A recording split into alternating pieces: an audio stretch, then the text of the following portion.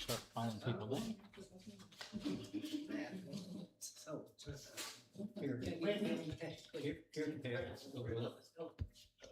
So, put that somewhere.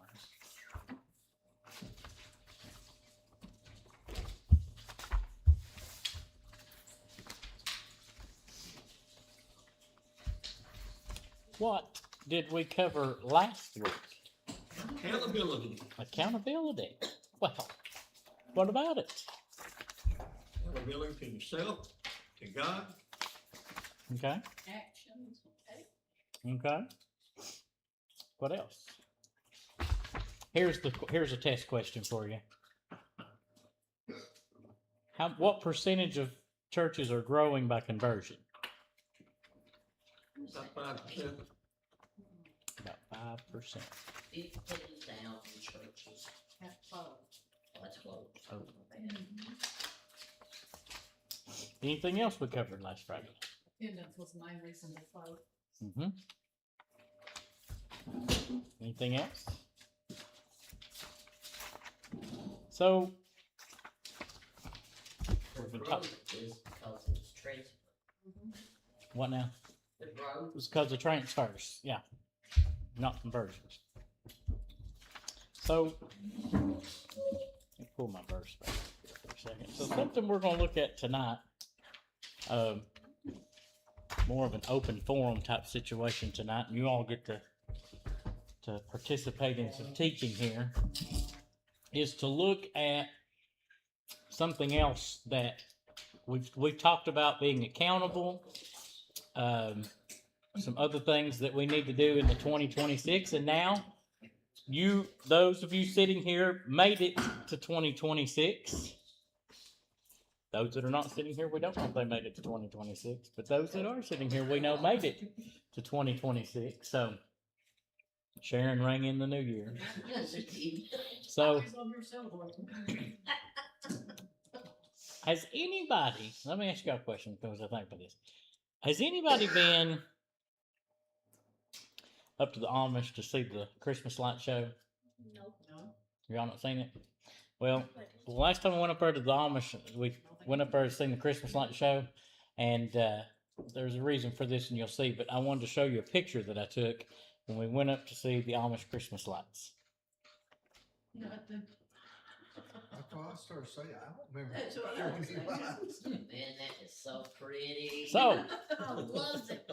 But- They wasn't tough. but outside of that, for the fun, take an image moment to just tell me what this picture is.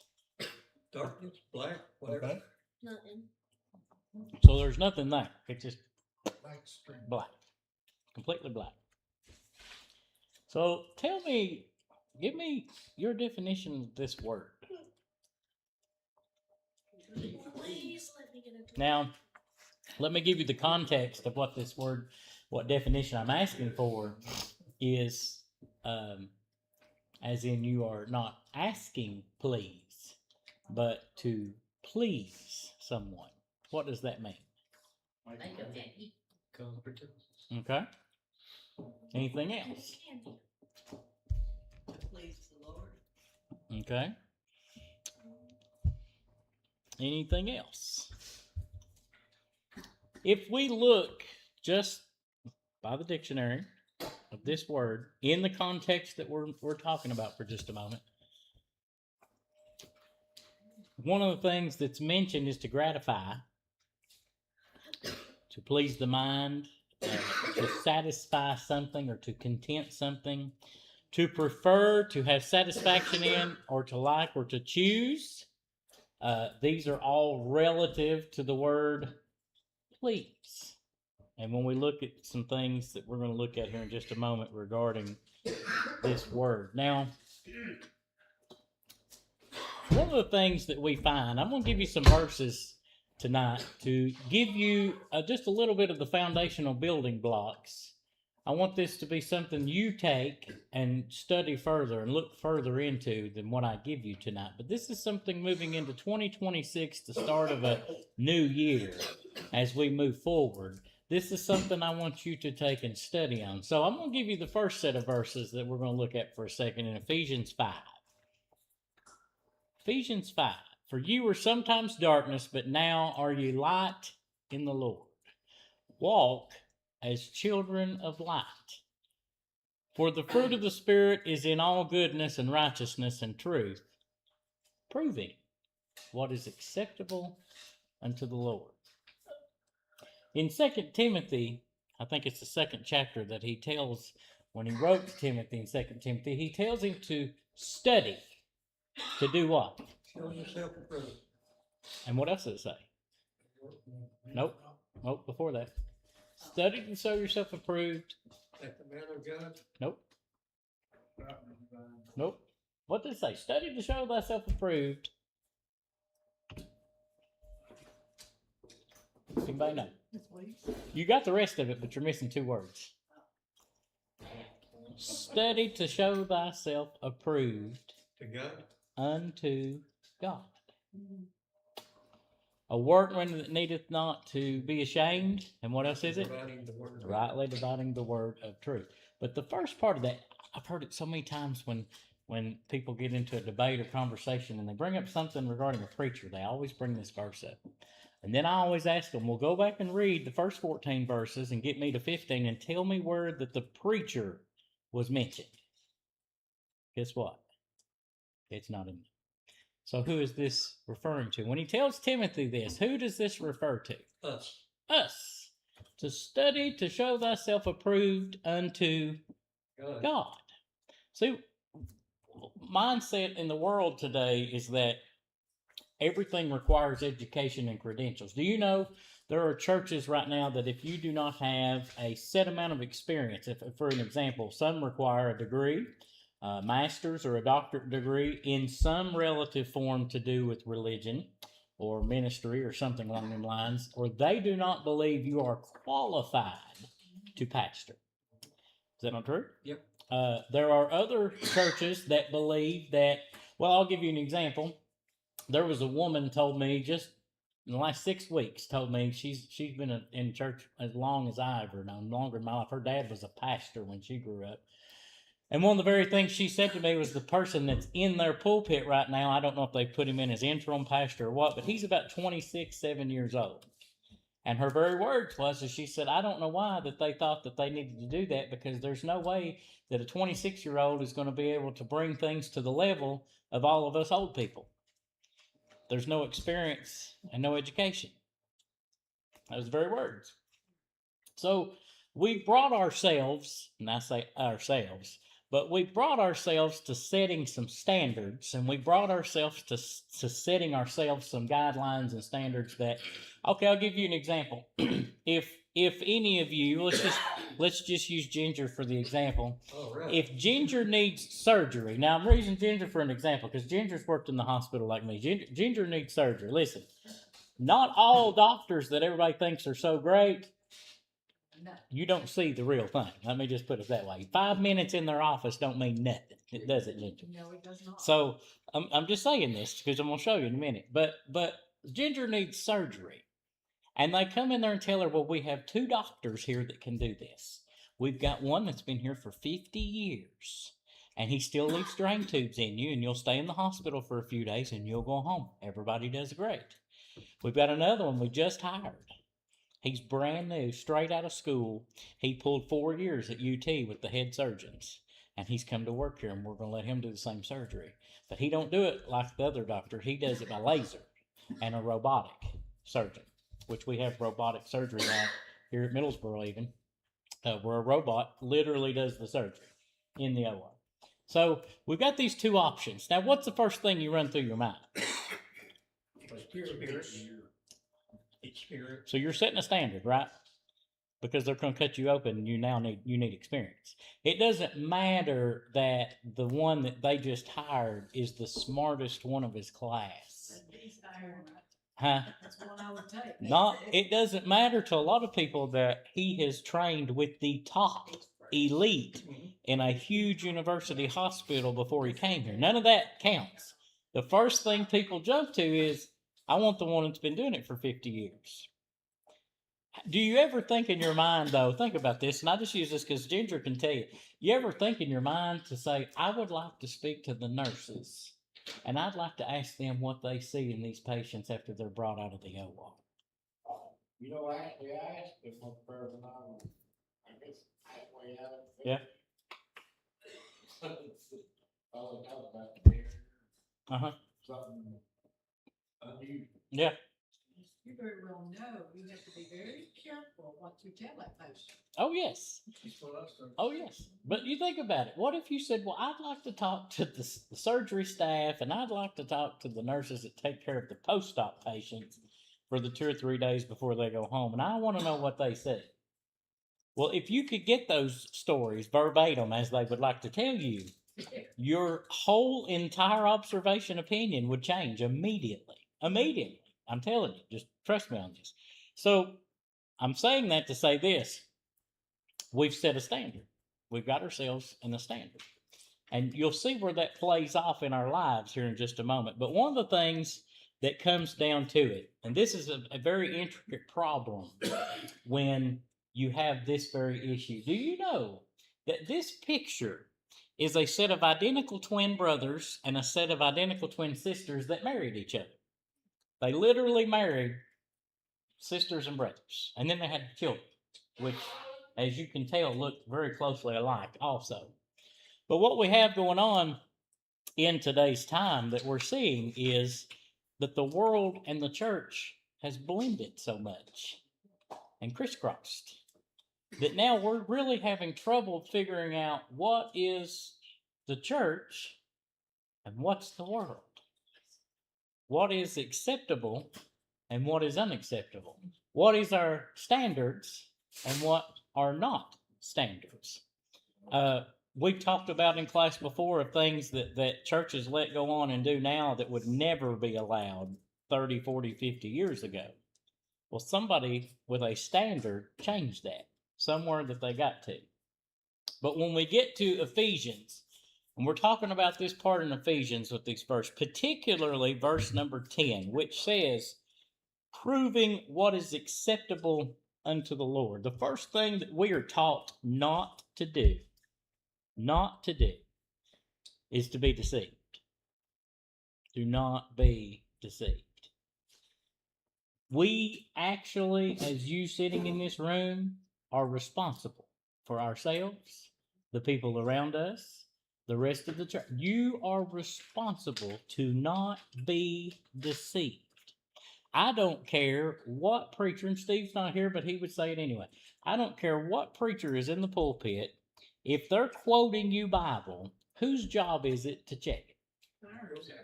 All day long. If you don't check it, what does that mean? One of two things. Don't care or trust people for doing it. Normally, you either know it's right or you don't care enough to even that it matters. Honestly, that's the two things we get. But have you ever thought about the fact Paul tells them, and he's writing this letter to the church in Ephesus, and he says, do not be deceived. Whatever you do, do not be deceived. This church has a problem. And the problem has gotten to the point to where the mix and the blend is we don't know which is which. Now listen, advertisement's big right now in 2025, 26. Like this is an example. This is some things we really deal with in 2025 and 2026. You can see, Johnny can tell you, not every burger comes out looking like it did on the commercial. It don't come out in the box. Half of them ain't even together when you open the box. So there is a lot of deception going on in the world, but there's also a lot of it being brought back into our environment that we're exposed to, and then it starts just mixing and blending. And you can see there's different things on here that just don't quite turn out to be exactly what you thought it was going to be. You know, they bring in your doctor appointment you go to, and when they come in to talk to you about your medical problem and what they're going to do to fix it, they tell you, I'm going to put you on some new medicine. Now, Christy worked with me in the pharmacy years ago, and you can just listen. The joys of the people you see, it comes in there and all the questions that they like to ask. But how many of them do you think really ask you, what could this medicine do to me? What could it? do to me? How many think ever asked that question? Maybe a bird. Maybe a third? I don't even think it's that much. Very few. Most people assume that the doctor knows what he's talking about and that he's wrote you the medicine, so it's okay for you to just take it. Don't worry about checking it or reading into it or looking into it or anything else. You just take it. How many people do you know, think about, that goes to the pharmacy, picks their meds up and takes them and never looks into it? Never looks into it. Some of them I can tell you who they are because they show up at the ER about 6 hours later having a side effect from the medicine that if they would have studied, they would have learned was going to happen. But instead, they're in the ER thinking they're dying. Have you ever thought about the fact that when you read anything that a doctor does, it's known as practicing medicine? See, it's never been perfected. We've never perfected medicine. It's practice. So you are a study. You are being practiced on. They are practicing on your body medicine. That's why it's called practice medicine. They've never perfected it. But if they give you this very thing right here and said, now, Ginger, this is the medicine we're going to put you on after this surgery. And it's going to fix your problem. But now you could have some of these problems while and you're going to stay on this medicine.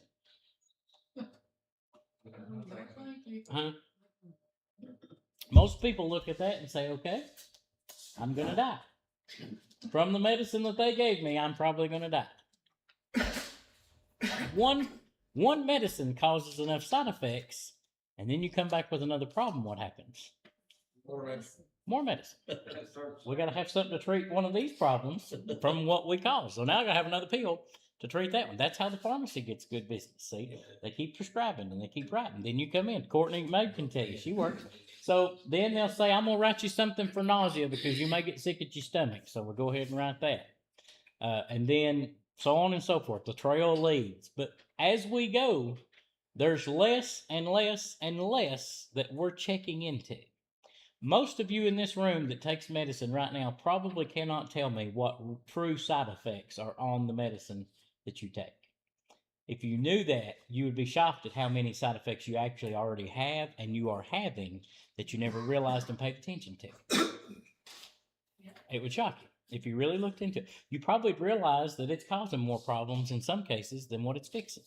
Some people have that with medicine. That's part of practicing. So when the Bible tells us in this very verse, in verse 10, where it tells us very specifically the word, what does it mean when the Bible mentions to prove something? Because we're instructed to prove what is acceptable unto the Lord. What does that mean? Huh? Presented. Okay. That's a good one. Anybody else got an answer? To prove it.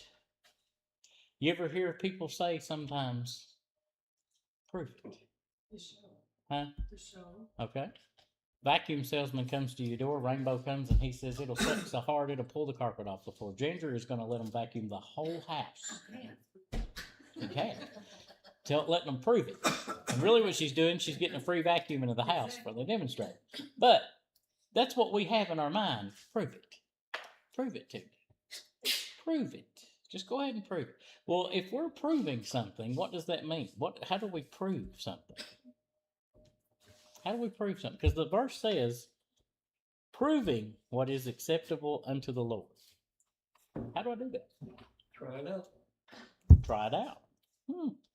So let's look at this for a second. Biblical standards of proving. And you see in verses examples of where God's tested people to see if they'll follow instructions, while believers are told to prove all things by examining teachings and holding to what is good using reason and evidence. Spiritual growth trials prove faith, developing perseverance and character. Verification. Proving can mean establishing the truth or reality of something, like the apostles providing convincing proofs of Jesus' resurrection through eyewitness accounts and demonstrations. Experiencing God. People prove God by their obedience, seeing how he responds, or by putting his patience to the test through provocation. And then you have internal and external evidence, involves both self-examination and observing God's actions, such as his power in creation or his miracles. There is a couple things that proving by biblical standards you may not have thought of that this actually lists, and I put it on here so you could see it. Proving is not to prove God's existence. Since the Bible in spoken language generally assumes God's existence, it does not meant to do anything to prove God's existence. It also is not to prove salvation. Good works are seen as proof of salvation, but not the cause of it, which comes by God's grace. So when we're talking about proving some things tonight, and all things that we go to, the first thing that we get in John chapter 8, I'm going to flip over right quick. In John chapter 8, and it's verse 29. Now, here's one of the interesting things. This is in red letters, which means what? He said it. And he says, "And he that sent me is with me. The Father hath not left me alone. For I do always those things that please him." One thing we need to look at is that it's recorded 5 times in the Bible. I looked this up. 5 times in the Bible that it is spoke from God about his beloved Son in what? This is my beloved Son, in whom I am well pleased. And then Paul even says, I think it's over in Romans 15, something about that even Christ pleased not himself. God has always made it clear to us what it takes to actually please him. And he's not random in his judgments when it comes to what things that we come from. We know that since creation, the beginning of time, that mankind has been sinning since creation. And God did not give, he had not yet given his written law to Israel until we see it in Exodus 25:22. But even without a written law, Romans 1:20 and 21 tells us that people knew right from wrong. For the invisible things of him from the creation of the world are clearly seen, being understood by the things that are made, even his eternal power and Godhead, so that they are without excuse. Because that when they knew God, they glorified him not as God, neither were thankful, but became vain in their imaginations, and their foolish heart was darkened. So we know since creation, sin started where? Yeah, and then we don't get the law, the written law to Israel, we don't see until marked in Exodus 25. So there's that space of time that there was no written law. But man on his own knew right from wrong. If you see something today that you were taught, key word there's taught, is right or wrong, do you not know it? If someone taught you right from wrong, do you not know if you see something, if it's right or wrong? Yeah. What happens, though, when we're in the darkness? We're back to the Amish Christmas lights. And we're in the moment of darkness. When we are living in darkness, staying in the dark, as I call it, when we're in that position, we don't know what's right and what's wrong. One of the things that is very worrisome to me in 2026, and as well was 2025, would be the fact of how many people around me, let me put it this way, how many people are around me that say that they're going to heaven and they don't know all the details of the trip. They don't know the itinerary of the trip. They don't know what it takes to be part of the group going to heaven. And at a very alarming rate, we have people that cannot tell you. If I walked into church, and I just want to use this one because this is where I'm at. If I walked in that church on a Sunday morning to a Sunday morning crowd, Robert's even talked about it in Sunday school, and I start asking them specific questions on how to be saved, could you tell me? Could you tell me? If I'm going to play the role as a lost person at 41 years of age, and I've got some good questions. I've talked to that atheist, I've talked to the Mormons, the Catholics, and all of them. I got some real good questions for you, but I want you to answer some things to me about this salvation that you tell me you've got that's so good. Can you answer them? Do you know? For each person's salvation is going to be different. That's true, but not the Bible. The Bible's not going to change on what it tells us about salvation. Your experience is different. Every person's experience is different. But I want you to think about that for just a moment, because we're talking about proving, going back, proving what is acceptable unto the Lord. So here's another one. This is an example of the moral code written in our hearts, that when we do wrong, we were created in what? His image. So when we choose against the inner knowledge, we harden our hearts and sear our consciences, and eventually cannot tell even the good from the bad. That's one of the things that we find when we get to dealing with the moral code that's even written inside of us. Man can go any direction it pleases, and even if it's away from the law of God and what God tells us.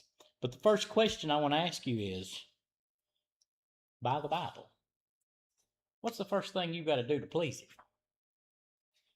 Be saved. Okay.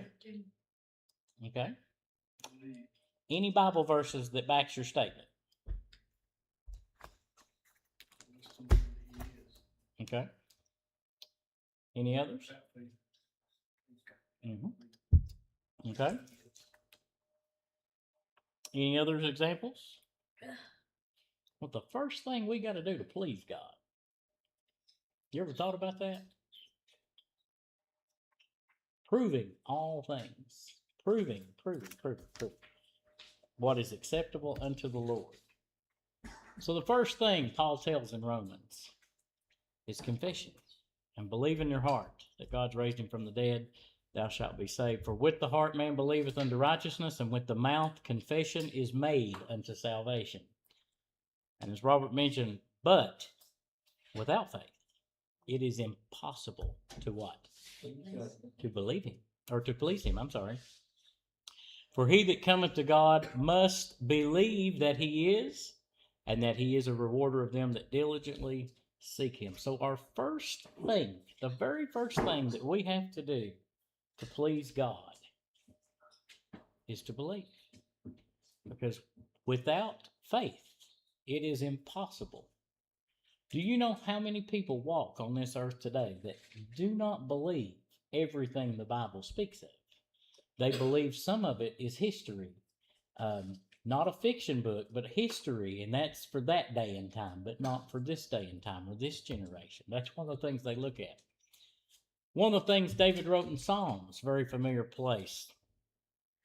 And the question comes to this. Prove what is acceptable unto the Lord.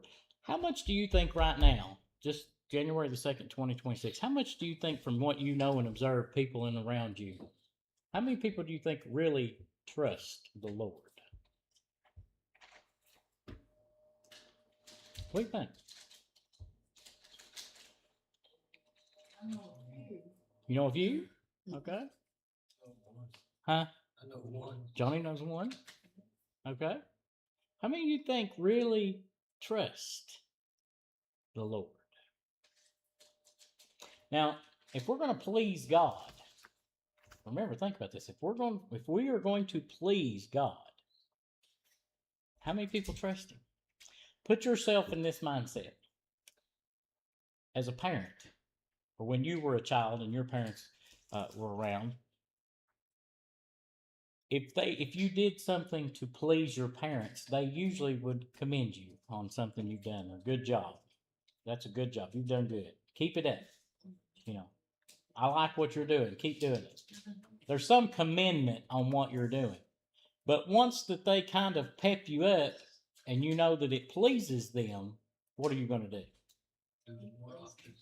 You're going to keep doing it. You're going to do it hard. You're going to try harder. You're going to keep going. So that tells me, number one, that there is power in pleasing God alone. just pleasing God alone, there is power in that. Because the things that the Bible even tells you, we just read, is that you must believe that He is, and that He is a what? Rewarder of them that diligently seek Him. That brings us to the thing of thinking about the fact that trusting the Lord comes to the knowledge that we have to understand that He is much bigger than any of our brains can even ever imagine. So when God calls you to do something or leads you to do something, and you have to step out on faith, does it not please God that you are willing to crucify the flesh to follow the Spirit? He says that you are to walk in the Spirit. Walk in the Spirit. We walk by faith and not by sight. So, to please God, we've got to flip the switch off of the natural man, this incarnate mind, and get ourselves in line with what really pleases God. Now, if you look at in 1 Thessalonians 4, I'll give you some verses here. We beseech you, brethren, and exhort you by the Lord Jesus, that as ye have received of us how we ought to walk and please God, so you would abound more and more. For you know what commandments we gave you by the Lord Jesus Christ. You think about the fact of, if I ask you the question of, what is God's will? 6 and 4. Huh? 2 John chapter 6 and 4. Okay, what's that say? And this is the will of him that sent me, And what is the will? that everyone who seeth the Son and believe on him might have eternal life. Okay. Middle of this part goes into Thessalonica, and Paul references what he taught them while he was with them. But he offers no direct commands, if I'm remembering correctly, in the first 3 chapters. But here we get to this very part of an introduction to where he's going to summarize before he goes into chapters 4 and 5. But in chapter 4, verse 1, he starts saying that this is the way that you ought to walk to please God. When Paul was with them, and you thought about the fact of what did he teach them when he was with them in this part of the Bible? What did he teach them? What was he doing in everything Paul did? What was his main goal? What did he do? Persuade. To tell them about Jesus, to persuade them how to live, how to walk, all these things that we find to be our purpose, as we'll call it, in life, and what we're looking for. Even more of these verses, and this is just some example questions that I pulled. This is some more verses that he starts getting very specific, and he starts telling all these things. For this is the will of God, even your sanctification, that you should abstain from fornication, that every one of you should know how to possess this vessel in sanctification and honor, not in the lust of concupiscence, and even as the Gentiles which know not God, that no man go beyond and defraud his brother in any matter, because that the Lord is the avenger of all such, and we also have forewarned you and testified. For God hath not called us unto uncleanness, but unto holiness. He therefore that despiseth not man, but God, who hath also given unto his Holy Spirit. One of the things that you look at when you find these areas that mention holiness and separation of ourselves from walking in the darkness, walking with the world, going with the ways of the world. All these things list us back to something that we could actually say reverence back to what pleases God, proving the things that are acceptable unto the Lord. Here's your very common one. We are always confident knowing that while we are at home in the body, we are absent from the Lord. For we walk by faith, as we said, not by sight. We are confident, I say, and willing rather to be absent from the body and to be present with the Lord. Wherefore we labor, that whether present or absent, we may be what? Accepted of Him. Proving what pleases the Lord. Do you know that when we, and I say that we as a Christian body, not just as a church, but as a Christian body, everything that we do, if it goes against anything that the book teaches us, the Bible tells us, who are we going against? God. Every time. See, our minds have clouded with the thoughts of the same thing that the devil started in the Garden of Eden. What did the snake, serpent, subtle so nicely tell Eve in the garden? Be like God. Yeah. But then what else did he say? There's one specific thing he says. I use it a lot. Surely not die. Yeah, you'll not die. What else? He said, did God really say that? Now, are you sure that's exactly what God said? He didn't. Are you sure you heard that right? Are you sure that God said that exact thing, that word? Did God really say that? The problem is, here's where I've got the first issue division in Psalms 119. How are people hiding anything in their heart that they don't know? How can people hide anything in their heart? How can they store anything to go by, to live by, to read by, to establish their goings if they don't know it? How do we live in 2026 as a group of God's people when 85% of the people says, well, I don't know. I really don't know. If you gave them an assignment, think about this for a second. If you were given an assignment by the pastor to go look this up and find an answer for it and come back next Sunday with it, how many would do it? Huh? One? Yeah. You think about that. And we wonder why that the blend of the world and the church has got so mismatched, crossed, blended into each other that we can't tell the difference. Are we proving, and that's, let me go back to the verse, proving what is acceptable unto the Lord? Think about that. Are we proving? Tell me what you know that the Bible tells us that pleases the Lord. What pleases the Lord? What's the Bible say? Okay. What else?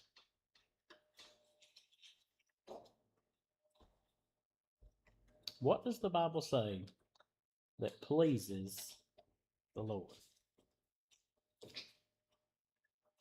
Talk to him. Okay. Prayer. Okay. Study, show us up. Mm-hmm. Any others? Pulled this list right here so you can get a gander. A little more in depth than what we may even think or realize or see. Just by Bible references. That pleases the Lord.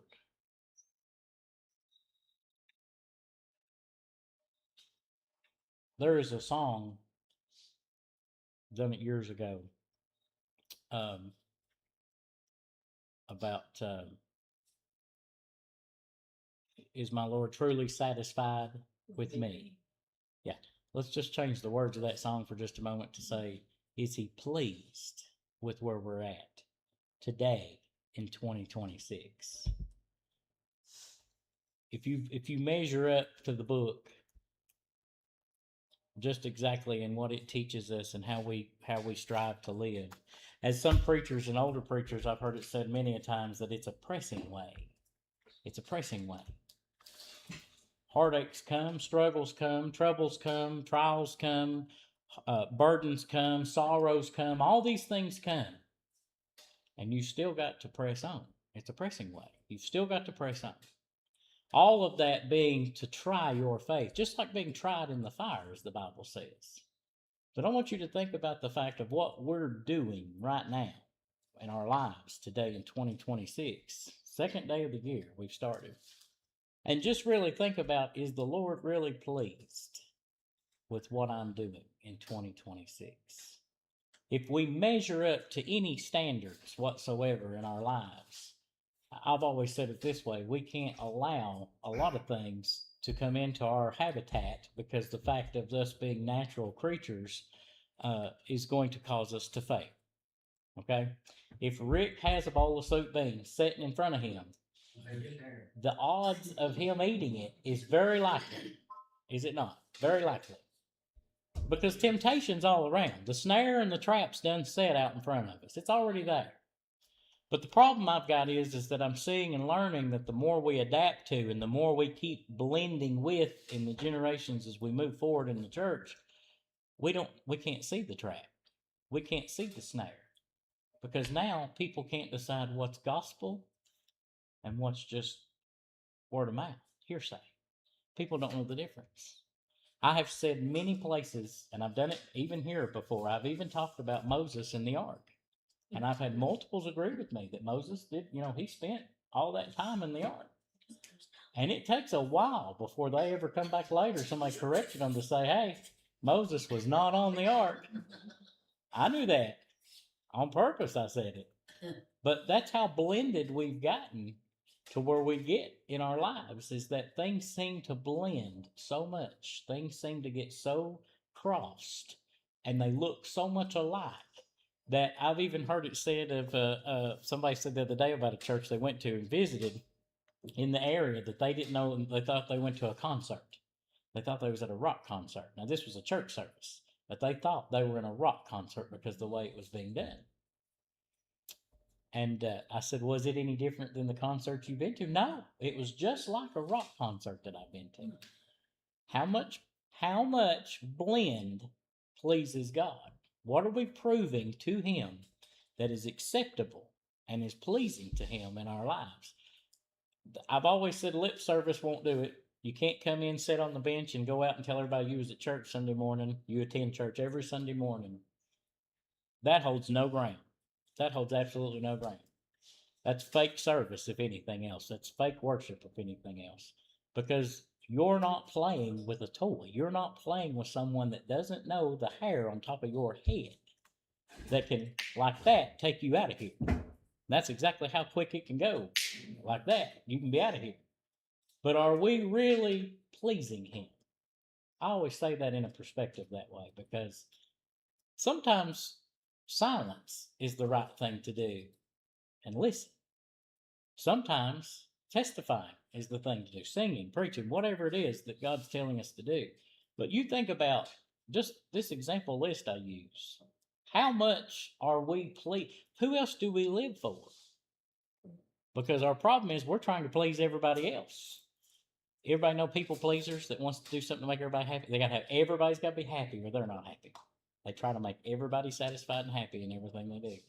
I'm not here to do that. That's not my job. My job is to do what pleases the Lord and is acceptable to Him. Present yourself as a what? Living sacrifice. Next word is holy. And the next word is acceptable. See how this works in what order? Unto the Lord. So that you may be able to handle the wires of the devil. How are we ever going to know what the devil's throwing at us if we don't know the difference? We don't know the difference. A good investigator can walk up and spot things out of place in a second. And he's never been in your house. If you ever got killed in your home and an investigator come up, a good one, would know where things normally would be without ever being in your house. There is a difference. There is a difference, I'm telling you. There is a big difference. We go into our lives every day swinging the bat at whatever comes at us. Just free burn. Whatever the world throws at us, we're going to deal with it. We'll deal with it today and do what we can. But how much of it is the Lord and how much of it is the world? It's getting to be the point that we're blending things so much that we can't even tell the difference. That's how good the devil's working on us in 2026 coming, is that he's making things look so normal to us that we can't tell the difference.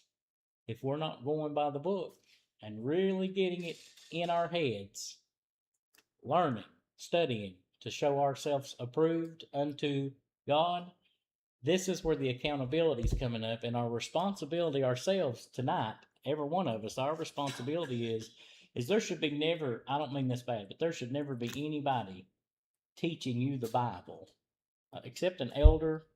We've got teachers in the church, preachers, but there should never be anybody teaching you the Bible that's not in church. Does that make sense? Do you know that we have a Bible study taking place right here in Harrogate on a certain night of the week at a produce stand Yeah, I've seen by somebody that don't go to church? By somebody that's not in church, don't go to church. that. You don't go there. I don't believe so. Not to my knowledge. Seems up about that one. But all seriousness now, he's holding one for anybody who wants to come, and I've not seen any evidence or statement specific from him or by him that he's done anything specific in a church property. There are people right now, me and Chris sees them in Middlesboro at the city parking lot over on that stage thing over by the city hall that have a service over there all the time. They're over there preaching and teaching. They've got women over there preaching and teaching. They got men over there preaching and teaching. They never tell what church they're from or anything else over, but there'll be a crew of people over there in the corner over there listening to whatever's going on. How many of them, it just runs through my mind, how many of them people don't even know whether that's the truth or not? How many of them people don't even know if that's real? What version are they reading and telling them people? What do they know? Because I'm the one that's responsible for me. I've got to know. I have to know. Because not only am I responsible, it's also my job to prove what is acceptable to the Lord. So as you go through life, you think about that starting out in 2026, and you look at these examples, and this is just one I use. There's multiples. It's biblical examples of what we are to do, how we are to live, how we are to walk, talk, do, all these things. Are we really pleasing Him? Are we really a pleasure, as we'll call it, pleasing Him? Are we making the Lord happy to say that we are one of His, claiming us? You ever have people say, I don't know that child? They do something real crazy in public, and they'll say, I don't know whose child that is, but they're not mine. You think about the fact that God's claiming you. He's put His mark and His seal upon you, the Bible says. And you're marked in an adoption as one of His. But are we pleasing Him? Are we really doing something to please the Lord? Anybody else got anything tonight?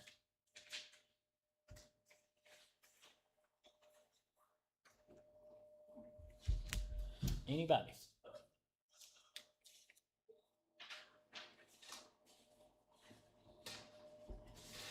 Now you got quiet on me. You're talking about people that may not know, I'll send it to you. That. sitting in darkness. Mm-hmm. Like Johnny says, that Jesus is the true light, which lighteth every man that cometh into the world. Mm-hmm. And then like we said, like you quoted the show on Romans, where it said, when they knew God, refused to retain God in their mind. Mm-hmm. Every man is lightened by God that comes into the world. Mm-hmm. And I heard one fellow on TikTok say that Cain was even lightened because he knew right from wrong. Mm-hmm. When he was confronted, God asked him, "Where is Abel, thy brother?" Mm-hmm. He said, "Am I my brother's keeper?" Mm-hmm. He He knew where he's at. He knew the, Mhm. but he refused, Mm-hmm. and his heart was darkened. Yep. Even before that, when he said, "If thou doest right and coming off of the right sacrifice, then you'll be accepted." Mm-hmm. But he did not want to do that. Mm-mm. And like you showed there earlier, where none gonna be excused. None of us gonna be able to say, Mm-mm. "Well, I just didn't know." Mm-mm. I just didn't know, Lord. Mm-mm. Like I say, so many people think that ignorance is gonna be bliss when they get there, Mm-mm. and then it ain't going. What you did know, you didn't act on. Mm-hmm. Yeah. No, do good, do it not. To him is it a sin? Where he says in Matthew, talking about being thirsty, stranger, naked, sick, in prison, and did not minister unto thee, then shall he answer them, saying, Verily I say unto you, inasmuch as ye did it not to one of the least of these, you did it not to me. And these shall go away into everlasting punishment, but the righteous into life eternal. This separated walk, people are not seeing any separation anymore. The main concern I heard the other day was that I'll put it that way. How many people do you look for a change when they get saved? Now, I'm talking as a human person, seeing people out in the church, in the world, public, family, whatever.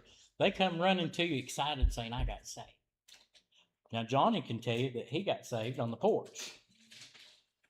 We were still outside having services, wasn't we? Yeah. April 21st. Yeah. He'd say, I was saved on the porch.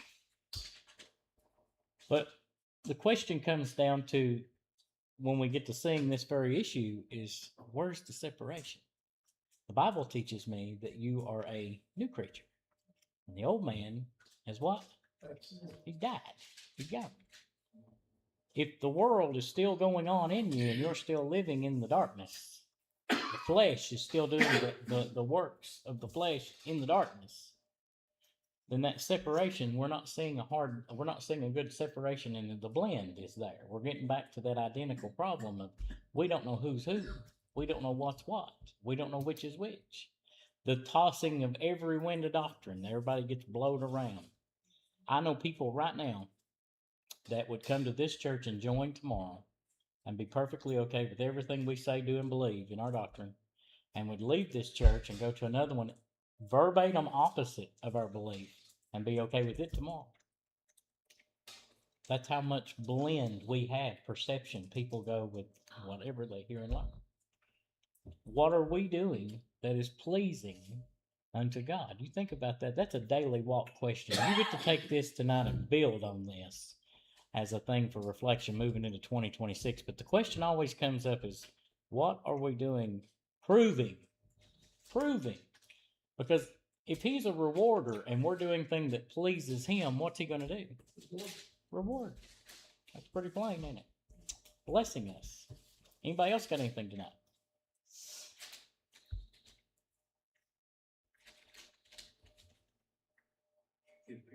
Any prayer requests?